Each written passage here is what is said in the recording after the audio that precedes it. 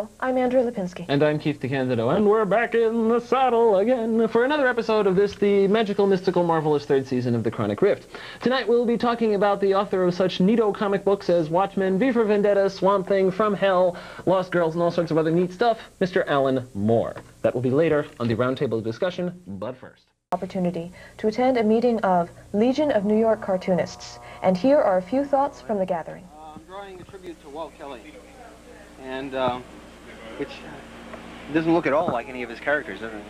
But it looks like one of my characters. Damn it! I can't help it. Everything I draw looks like one of my characters. There's no way around. It's a tribute to the spirit of individualism. Yeah, there. That's what it is. Is this on? Yeah. Become a cartoonist. The thing about being a cartoonist, this is the whole thing here. This is it. Is that on? The whole thing is so you can draw things the way you always wanted to. Like Jim Davis always wanted to draw big feet, and they told him, no, don't draw big feet. Those feet are too big. But he wanted to keep on drawing those feet big like that, and so he became a cartoonist so he could draw big feet. He had a need to draw big feet. See? We have the answer now, folks. Big.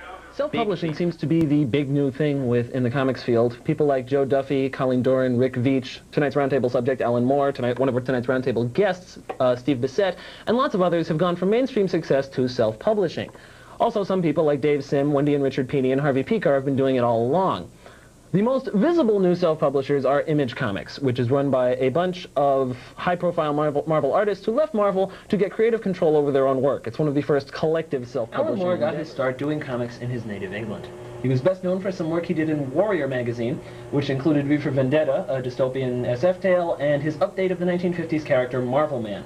Neither of those stories were finished because Warrior was canceled, but Moore went on to do work in American comics, mostly for DC and Eclipse, including Swamp Thing, which he did with Steve Bissett and John Toddleben, plus Batman the Killing Joke, the last two pre-burn issues of Superman and Action Comics, plus he reprinted and then finished both Marvel Man, which was renamed Miracle Man to avoid copyright problems, and V for Vendetta for Eclipse and DC respectively. Plus he also did Brought to Light, which was an expose of the Iran-Contra affair, which was also published by Eclipse. But the work he was best known for was Watchmen, which was a story about superheroes what would really happen if we had superheroes in the world. It got a great deal of notice not only in the comics field but in the normal field of literature, and places like Rolling Stone and The Nation and other places started paying attention to it. Fed up with the restraints and constraints of mainstream comic books, Moore quit and formed his own company, Mad Love Limited, through which he has been publishing a lot of his current work, as well as anthologies like A1 and Taboo. Such work as From Hell, which is the Jack the Ripper narrative, art by Eddie Campbell. Also from Big Numbers, which he's doing with Bill Sienkiewicz. Lost Girls, which is an erotic tale that he's doing with Melinda Gebbie. And a bunch of other things, too, which are lots of fun. With me and Andrea to talk about the man who has been considered by many to be the best writer in comics, we have, over on that side, a man who looks remarkably like Alan Moore, but is not, Ken Gale, who is the publisher of Evolution Comics and also an Alan Moore fan from way back. Next to me, we have Greg Baisden, who is currently the managing editor at Tundra Publishing, through which Moore is publishing a lot of his current work. Before that, he was the editor of Miracle Man at Eclipse. And on the phone remotely from New England is Steve Bissett, who collaborated with Moore on Swamp Thing and is currently the publisher of Taboo, through which From Hell and Lost Girls are being serialized. Yes. Now, I would say Watchmen just because I think it was his best, and it also had a beginning, middle, and end that was pretty strong, and you didn't have to wait 7 years in between the beginning and the end. It also won a Hugo Award. And that made a lot of science fiction fans who thought, well, comic books are stupid and there's no real writers in comics, had to sit up and take notice when it won a Hugo. I don't believe there's ever been a comic book even nominated for a Hugo. Never mind the quintessential Alan Moore is a hard one because his career has been so varied, as you mentioned, and it's still in progress. I mean, Alan has changed the focus of his writing substantially since the days of Watchmen, which was probably the pinnacle of his superheroic career. To take the superheroic career, I would think that this quintessential work of his is probably V for Vendetta, and I draw that distinction not because I think it got more attention or was certainly more recognized than Watchmen, but because there are subtler elements to it, and to me I think he really got in close. He had the benefit of spending 6 or 7 years away from it before he came back to it and finishing it up. I don't think it's I don't think it's perfect. I think Watchmen to some degree is much more successful, but I think V for Vendetta is the quintessential work because it shows more of himself. I think Alan is a writer identified by genre, so I couldn't really put my finger on a quintessential Alan Moore piece. There's work he's done that's not even been seen in America yet, especially the graphic novel A Small Killing. Alan's dedication is not so much to a genre as to an art form, and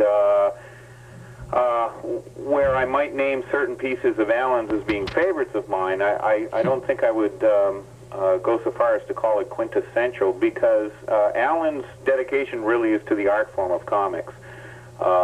Everything he's done in comics, including a lot of the short pieces that he's done in backups in the DC comics, and prior to that, the body of work he had done for 2000 AD with Time Twisters. There's a couple of stories he did there.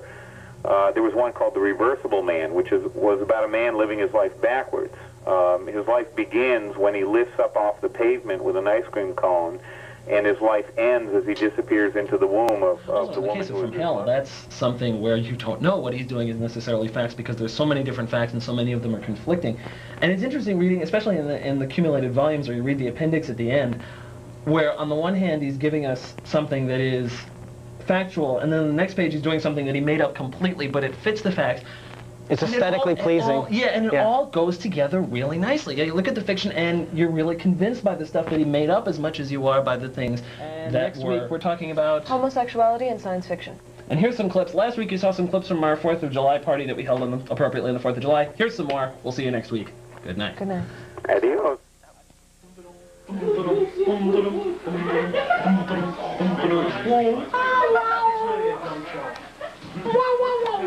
And she said it's bigger on the inside than on the outside. Judy, what'd you do with the plates? Oh, I put them outside. Never mind. Not a joke.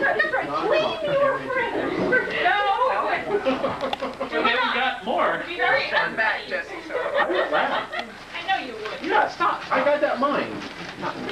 Keith, do you want to do the honors and cut the first piece? Gotta find the knife first. Oh my God. I will. That's okay. I think it's outside, the knife. I'll get it.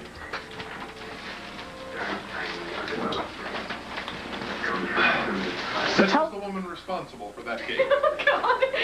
Yes, tell us a little bit about the cake. How did it come to be?